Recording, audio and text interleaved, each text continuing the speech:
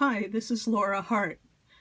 I want to show you how to rehydrate metal clay that is hard to the touch but is still malleable. I'm going to use this page protector that I cut in half, and then I cut the edges open so that it opens like a book. I hope this video isn't too awkward. I'm having to reach around the camera in order to do this. So the first thing I want to do is take a little bit of whatever lubrication you want to use. I am using Badger Balm. I'm going to put a stripe right at the seam and then just carry all of that lubrication to the rest of the page. And I'm also going to do it to the other side.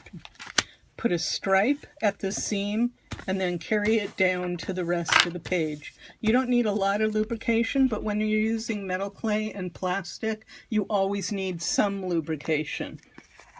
This is a hydrating container that I made myself. You can buy them. Lots of vendors will carry them. I just made my own by using a salad dressing container to go. It's got a twist off top. I drilled 2 holes, in the top of the container, and I poked 2 holes in a regular old kitchen sponge and connected them with a zip tie. And I saturate the sponge and keep my metal clay in here as I'm working. It keeps the metal clay hydrated. But this metal clay got really dried out, so it's hard. You can actually hear how hard it is. Oh, and I'm just noticing, I don't know if you can see, that there's a little bit of mold on this. That's from the sponge. And all I'm going to do is wipe the mold off and discard that little tiny bit of metal clay.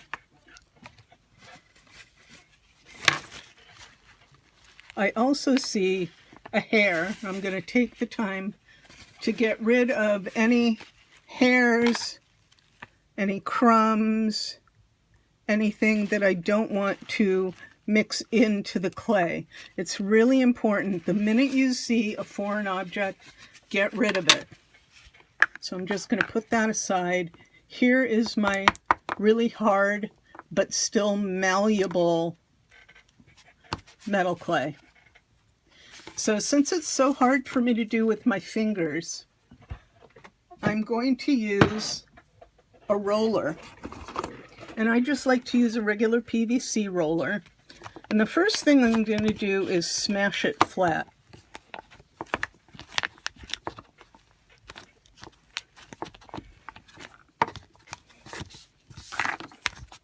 Roll over it a little bit. There's a little stray piece that didn't get smashed. So I'm rolling over it just to kind of flatten it.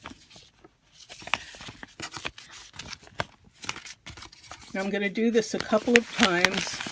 I'm going to fold this over on itself, and then through the flat plastic, I'm going to burnish the clay to itself. Here's a little piece that got away, another little piece that got away. Burnishing it to itself.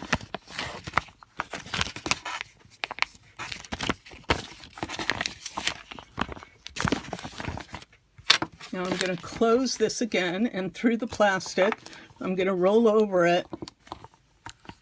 This is one more time, and I'm going to do it one more time. So a total of 3 times,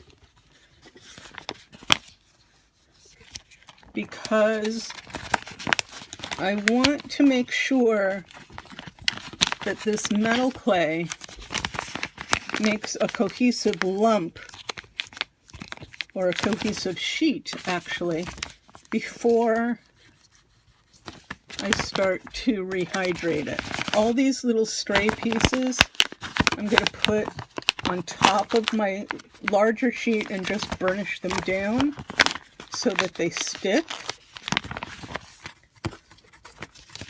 Fold this over again, burnish it so that it stays, and roll over it. This is my 3rd time rolling over it. cohesive. You can see it's kind of cohesive now. It's all one color. It's all one lump of clay.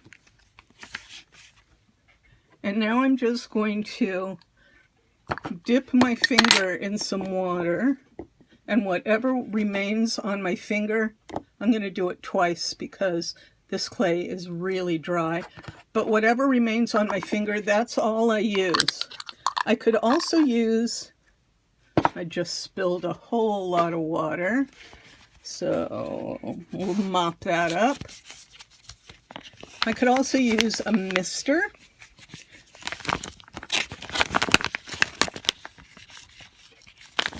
Burnish, burnish, burnish.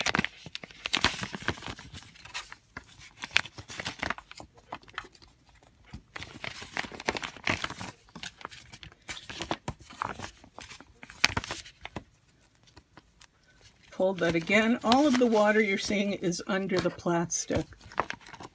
And now I'm rolling over it again. You see how easy it is to roll now? So this is what I call flatten and fold. So I flattened it the first time and added water. This is flattening it the second time, and I'm going to fold it again without adding more water. I do flatten and fold 3 times before I would add more water. And that's because I want all the water that I did add to get into every nook and cranny of the entire lump of clay. So if I flatten and fold 3 times, I know I'm pretty assured of having a well-integrated lump of clay.